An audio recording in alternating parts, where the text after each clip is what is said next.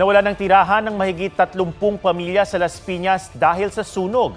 Ang ilan naman sa mga nasunugan sa Malabon kahapon napaiyak nang makitang halos maabo ang kanilang ari-arian. May report si Von Aquino.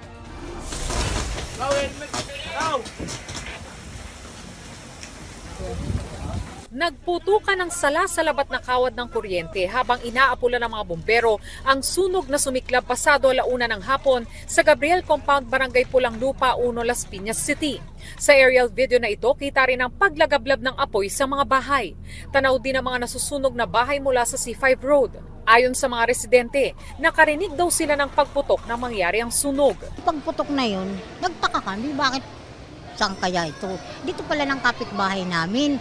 Di umano na yung apoy, lumagablab. Ay ang bahay namin, magkadikit lang ang bintana. Magka isang kuan space lang.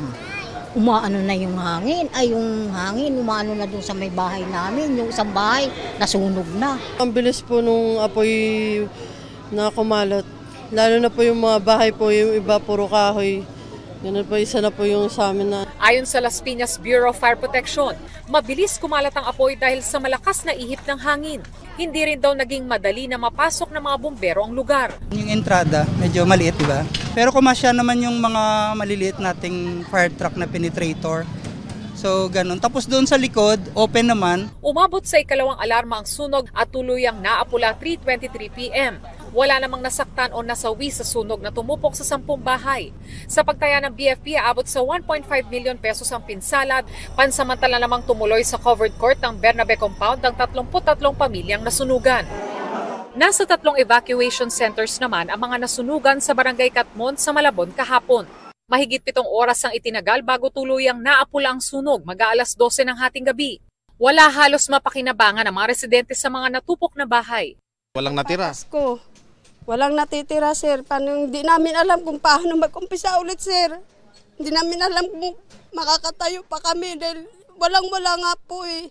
Kahit anong gamit ho, wala ho kami na ilikas kahit nga damit eh. Pasalamat na lang din po kami. Yung anak ko po na nandito, nakaalis din po.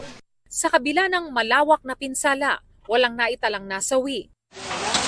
Ayon sa Malabon LGU, nasa 315 bahay ang nasunog. Halos 200 ang totally burned. Sabi ng Bureau of Fire Protection, malakas ang hangin at gawa sa light materials sa mga dikit-dikit na bahay kaya mabilis na kumalat ang apoy. Ang hindrance natin is maliliit yung Eskinita, access road going to dun sa nasusunog. And then, dikit-dikit din kasi yung mga bahay.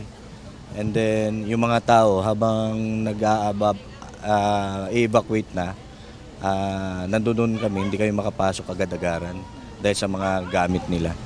Von Aquino, nagbabalita para sa GMA Integrated News.